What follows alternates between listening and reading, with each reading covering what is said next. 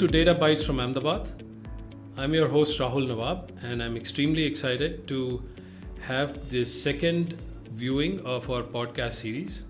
We aim to bring valuable insights, strategies, tactics, and knowledge about data and AI through experts who are in this field and who are in Ahmedabad. From Ahmedabad, by Ahmedabad, to Ahmedabad. We are extremely excited today to have Nagendra Sastry join us to talk about what are some of the most interesting trends in banking analytics, and of course, what are some of the careers you can pursue, whether it is a mid-level professional, a career-oriented person, or a student who is just starting out. We seek to learn from Mr. Sastry today, and we are extremely excited to have you here, sir. Thank you so much, Rahul. Thanks for having me. As an introduction, Nagendra is MD at ProcLink. He's a seasoned professional with over 2 decades of experience in analytics. He has shaped teams, developed individuals to be great leaders who are in various organizations in the industry here and abroad. We are very fortunate to have him here to share his insights, his point of view, and his thinking on what makes a very strong banking analytics professional, and also what has he learned over the past couple of decades of career. So thank you, very excited to have you here, and we will just dive in right away. Sure, thanks a lot, Rahul. Thank you for having me, and it has been a pleasure. And I know we have known each other for a long time, and this is how we are meeting. It's a very different setting and pretty exciting. Very exciting. Absolutely. So why don't you share your journey into the world of banking analytics and how it has evolved over the years? Yeah, sure, Rahul. I started my career long back with ISRO, and after working there for about 4 years or so, moved into the world of IT services and analytics after doing my MBA at IMK. And in 2006, I got into analytics, and with a set of wonderful leaders like Ravi Arora, Dr. Chakravarti, and of course, Rahul Nawab, I had the fortune of actually getting into the analytics world in one way, and then into banking analytics specifically. I still remember the times when we did project for you, Rahul, when you were at the US Bank in Minneapolis. And I also remember very fondly those memories where we tried understanding the lingo of banking, which we did not have any idea about, and then especially about credit cards and all that. And you taught us a lot.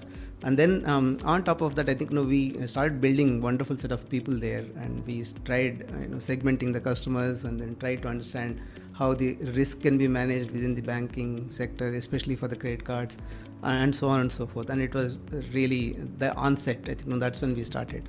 But after 2006, in 2009, you came back and you started your company, and then I think we were very fortunate to kind of move the entire I would say industry out of Ahmedabad, right? So I still remember there are some places where people used to ask, where are you working? Analytics, okay, analytics, where in which city and all that. Ahmedabad, of all the places, Ahmedabad, not in Gurgaon, not in Bangalore, not in Pune and all that. I think yes, it's Apno Ahmedabad, and that's where we started our journey, and that's really exciting. And not only that, but we did not only take people from Ahmedabad. I think we shaped the careers of I'm proud to say that, and shaped the careers of people from outside of Ahmedabad who really kind of were excited to join the field of analytics and join IQR. And I still remember we had this recruitment drives, not just from any institute, but IIMs, Nirma Institute of Management, Ahmedabad University, and also went to other universities in and around country. But they all came to Ahmedabad despite them working in, or maybe being brought up in cities like Bangalore and other places and all that. They came because of the excitement that we created and because of the work that we gave, I think. So that was really great. And coming to the kind of what are the things that I dealt with within banking analytics, we started off with not just on the deposit side but also on the lending side. So how to grow the customers, how to manage the customers, and those are the typical areas. And then how do you make sure that they are retained and the losses are minimized and those kinds of things. I think one thing that I learned is that you need to really understand the life cycle of the customer, and you need to really understand the business challenges rather than really simply diving into tools and technologies and then trying to understand, force fit the solutions and all that. So that's one thing that really helped. So thank you for sharing the journey. I know it has evolved and it has gone over various directions, especially in the banking space. More recently, you're also working with some pretty solid organization and also in the banking space, right? What, in your experience, are the key skills that are the most important that you would advise a professional to, either it's a student, they are mid-level career, mid-career professionals, what should they think about? I think it depends again, like you said, what is the level at which people want to get into banking analytics. One of the main things, of course, is the domain knowledge. And for a student, I think the domain knowledge is going to come through bookish knowledge, maybe watching YouTube videos or attending some of the seminars and going through the books and all that. That's good. That's not really bad at all. But then I think one has to understand that banking means it's not just about one particular product. There could be multiple products, and one has to carefully look at both deposit side and also on the lending side. Ultimately, everyone is actually interacting with the bank in their daily lives, so they should be able to look at it from that angle and then see what exactly is happening within the banking. And some of the tools and technologies are usually, what I have seen is that people tend to think about analytics as equated to modeling, and that's not really the case. There are many challenges, many problems that can be solved through simple technologies like SQL, Python, Excel, and to an extent, of course, you start using some of the other technologies like Power BI, Tableau. These are the visualization tools that we all know. I think these are the basic set of technologies that's what we need, tools and technologies that one needs to understand. Analytical ability and curiosity are more important rather than really trying to say that I am an expert in, say, Gen AI or this or that, which is good. If someone has those has the knowledge of those tools, like for example, if I am coming in as a predictive modeler, then you are a predictive modeler and you are supposed to do the modeling and all that. However, you still have to have that domain knowledge, and without that it will be very difficult. So one of the main things that we keep insisting on is domain knowledge. Someone may not have it, however, at least that person has to show the penchant for actually learning it, and that learning skill is very important. And the tools that typically I look for is SQL, Excel, Python, and maybe SAS if it is part of the, let's say, tool set or something like that. Otherwise, I'm not really saying that everyone has to be a modeler and everyone has to know all these new technologies like AML and Gen AI and all that. So I think that's where many people kind of start thinking that analytics is equal to modeling, and then I have to know Gen AI and I have to know this. No, I think these are all latest technologies, good to know, but not necessarily at this point of time, I think, for someone who is a starter. So you've essentially talked about 4 areas, I think, if I were to summarize it, right? One is your domain knowledge. How much do you understand banking? What are some of the business problems, business processes that a bank faces? The second is some of the technical skills like SAS, SQL, Python. The third is being analytically curious. You have to have the innate curiosity to ask a lot of questions and seek to understand all the time. And the fourth, that somewhat related to number 2, but it's essentially saying, there is Gen AI coming up. It's a unique set of new field. It's evolving, not necessarily extremely, like, that's not a deal breaker for you yet. That is correct. But as it evolves, who knows where AI leads us, right? Correct. I want to take you down a couple of different paths. First, it would be great for you to share with us what are some of the banks that you've worked with in terms of maybe size, complexity, and also how have they driven some data-driven insights and implemented these strategies, tactics that are analytically driven. Right. That will be very interesting for our audience. Right. I think as part of being part of the IQR and also the current organization ProcLink, worked with multiple banks of different sizes. Like I think again going back to those days, I'm proud to say that I think we were the ones who kind of pioneered the credit union analytics. For the users, for the listeners, I think the credit unions are nothing but cooperative banks, but they're called as credit unions in the Western world. And there are these small regional banks also, and they're small as compared to the bigger ones like Citibank or JP Morgan or whatever. However, they are not small. They are still running into billions of dollars of assets and all that. So we work with a variety of banks, not only banks but also the non-banking financial institutions. For example, one of the companies with which I am working currently is a publicly listed non-banking financial company in the US. For all these different banks and credit unions and companies, what we have done is not only for credit cards and lending products like loans, but also on the deposit side. I'll just give a few examples. One of them is about building a predictive model for underwriting. What does it mean by underwriting? Is nothing but when someone applies for a loan or applies for a credit card, the decisioning has to be made in an automated way, and the automated way is nothing but through the predictive model. And this model has to have those variables which are actually agreed and approved by the regulatory agencies. I think many people may not know, may not know, but that the demographic variables such as age, gender and all that, they are not supposed to be used, which comes as initial surprise or a shock to many people who have been exposed only to the domestic, let us say, banking industry, not to the overseas industry. And that pulls you back, saying that okay, so without age and gender and income and other things, how am I going to decision someone, kind of thing. Then you start exploring not the traditional data sets but also the alternate data sets and all that. So that's one. Second is for another bank, like we did this ATM optimization. So essentially which ATMs are supposed to be shut and which ATMs are okay to have, because one, it will not impact the customer experience, and two, it will reduce the cost for the bank as well. And then the other things that we did was a lot of marketing analytics and marketing campaigns and all that.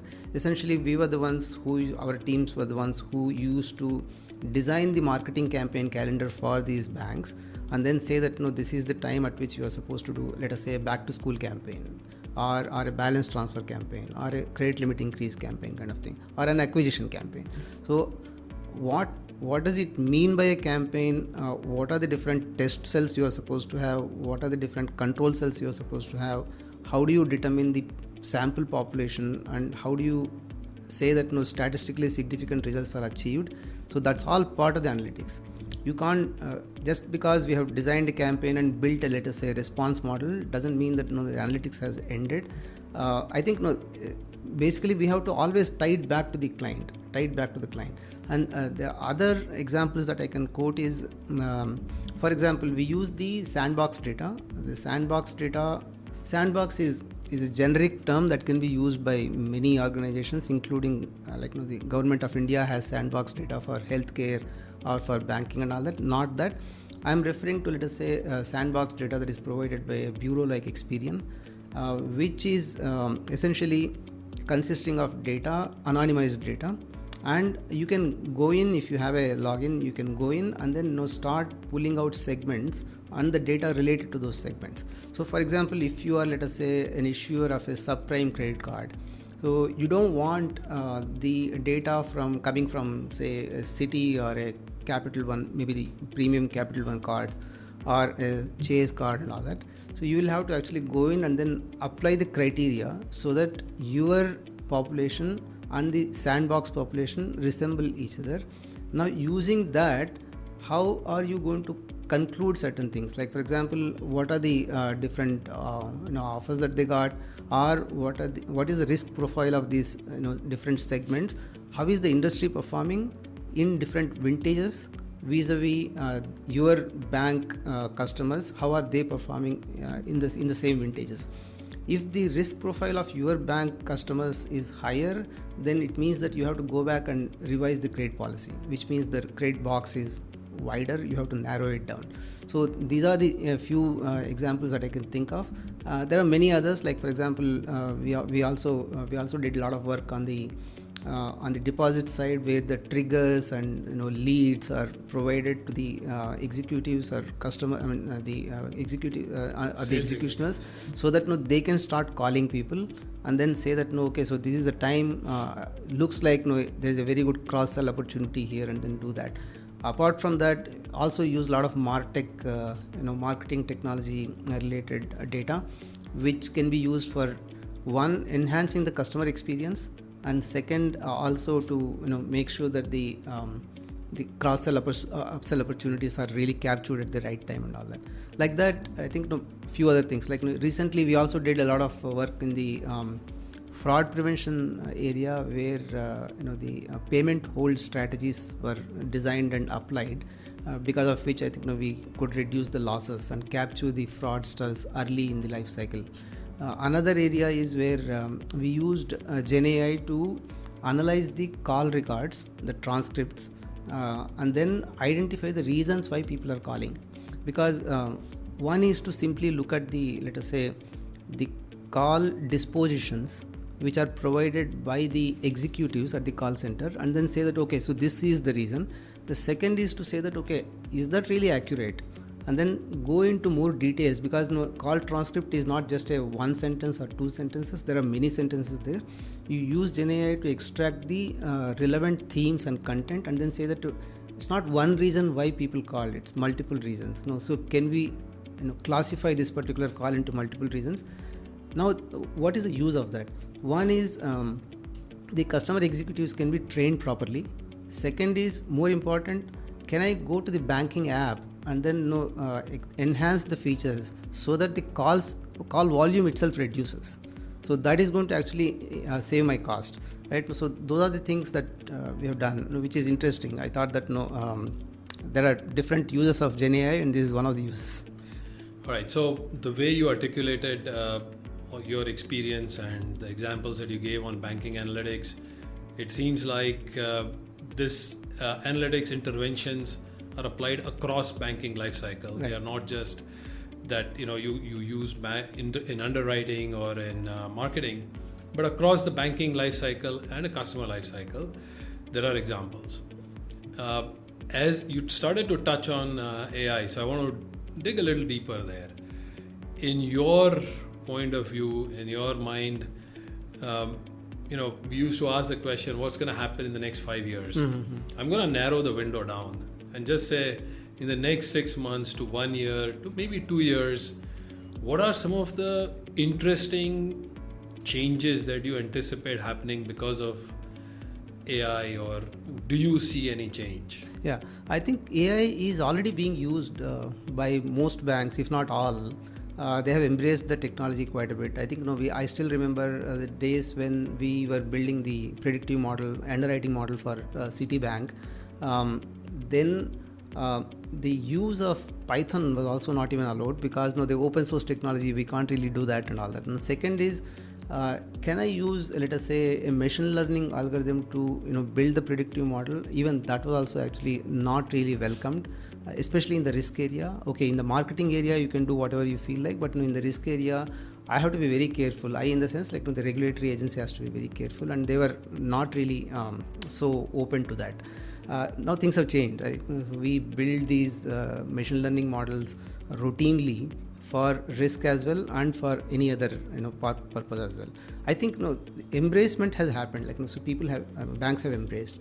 Now where else this can be used is, I think there are many organizations which are not really using the again, like going back to customer service related data for either reducing the call volume or for decreasing the, let us say, email volume, by analyzing the data and trying to see what can be done to prevent the customers from calling and all that.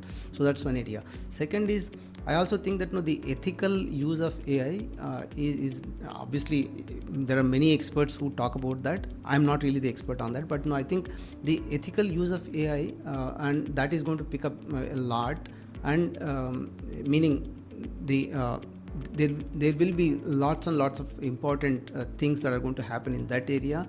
The third thing is, I believe that there are a lot of customer abuse that is happening. When I say customer abuse, customers are like, for example, the digital arrests that happen in our country, and also there are other spurious links that come in and all that.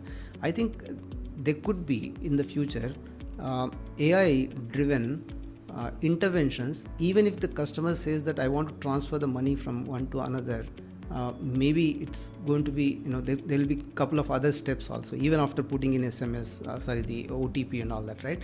So maybe the AI is going to intervene and say that, is this really supposed to happen? And so on and so forth, because there could be some integration of the spurious links that we are getting and the transactions and all that, because banking is more like a service now rather than really as a physical this one.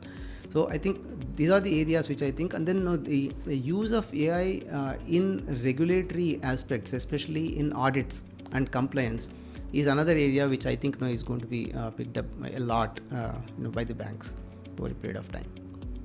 So I will ask you, and thank you for that. I will ask you a question that from a bank professional perspective, what do banks need to do to be more ready, more prepared, so that they are able to leverage what you are saying?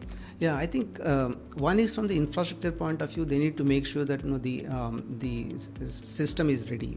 So I've dealt with people who keep complaining on the banking side that our systems don't move as fast as we want to or you want to, because the systems are legacy systems and the integration doesn't happen very clearly and all that very properly. The other issue there is, for example, real-time analytics are very important for, let us say, fraud or especially the AI related real-time analytics and all that.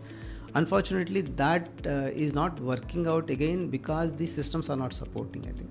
So, in fact, I'll just give a very simple example. So, using AI ML techniques, if I build a model and that model can do the decisioning in microseconds, and if the systems are not really supporting that, so then there is that mismatch. I think banking professionals are more concerned about those aspects. There are many of them that I have at least seen that. And then the other aspect is that the business decisions they want to change the strategies pretty fast because the industry is changing. Or I'm seeing that there is one particular segment which is more risky as compared to other segments and all that. What can I do? How can we run the analytics faster there and then get some insights? So sometimes it is possible, sometimes it is not possible because the data itself is not really clean. Although banking data is very clean as compared to many other industries and all that. So those are the aspects where I think it's a little fuzzy there. And they do face these issues. And another main thing that I have also seen is that even if they want to push the strategies and also the analytic solutions, the regulatory, especially the legal and compliance, right? The involvement of them right from beginning is something that some of them don't think through, and then you hit a wall, which is what I have seen in almost daily conversations sometimes, right? So this is very interesting, and you mentioned three things as challenges for banks to embrace AI. The first is systems and infrastructure. The second is, do they have clean data? And maybe they do, maybe they don't. Or silos, data in silos. Data in silos. And the third is the regulatory environment. But what you did not mention, which I think is even more interesting, is the skills of the individual supporting the area. And do you feel like there are skilled professionals? And when you think about students or mid-career professionals, the skill exists. It's other challenges that are holding back from a vision that could be very different. I think the skills exist, but I think it's a little, in my opinion, what happens is that when you take people with skills, the ownership mentality is it's a bit missing. What I mean by that is that if I assign, let us say, a specific analytics project or a task to someone, if that someone is willing to take the ownership end to end, then I think you can then move on and then start solving another challenge or reach out to other people and then saying that, okay, you know what, I can take more work and I can solve more challenges and all that. I think that's one part which is missing. People need to actually not look at this as a job, saying that, okay, you have another thing is you have given me this task and I am doing it. I think the moment you get into that particular, maybe I'm also considering this opportunity, taking this opportunity as giving an advice to some of the people. Absolutely. And all that, right? So the problem that I have seen happening is that if I ask you to move this mobile from one place to another place and you are doing it, I'm happy for 1 day, 2 days, 3 days, and then beyond that I start actually thinking, are you the right person to do this job, right? So I think that's what people need to think about. If client is telling me, if someone is telling me, I'm going to do this and I do this and then sit back and relax, I think that is not going to cut the ice, right? So which is something that I believe we started long back and saying that you have to own. We said very clearly that what, so what and what next, right? We used to clearly lay it out, right, Rahul? And then what was something that people used to say and so what was missing, and then what next was completely missing. And then we had to really sit together, brainstorm, and then say that, okay, spend maybe half an hour on what, but 3 hours on so what and 4 hours on what next kind of thing. Only then people are going to appreciate on the other side. I think that thought process is missing. It's a little, in my opinion, what happens is that when you take people with skills, the ownership mentality is it's a bit missing. What I mean by that is that if I assign, let us say, a specific analytics project or a task to someone, if that someone is willing to take the ownership end to end, then I think you can then move on and then start solving another challenge or reach out to other people and then saying that, okay, you know what, I can take more work and I can solve more challenges and all that. I think that's one part which is missing. People need to actually not look at this as a job, saying that, okay, you have another thing is you have given me this task and I am doing it. I think the moment you get into that particular, maybe I'm also considering this opportunity, taking this opportunity as giving an advice to some of the people. Absolutely. And all that, right? So the problem that I have seen happening is that if I ask you to move this mobile from one place to another place and you are doing it, I'm happy for 1 day, 2 days, 3 days, and then beyond that I start actually thinking, are you the right person to do this job, right? So I think that's what people need to think about.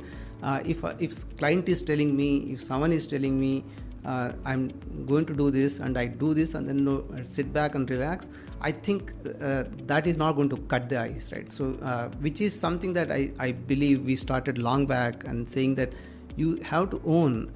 We said very clearly that what, so what and what next, right? We used to clearly lay it out, right, Rahul? And then what was something that people used to say and so what was missing, and then what next was completely missing. And then we had to really sit together, brainstorm, and then say that, okay, spend maybe half an hour on what, but 3 hours on so what and 4 hours on what next kind of thing. Only then people are going to appreciate on the other side. I think that thought process is missing. Thank you very much. I'm sure the audience would enjoy the session.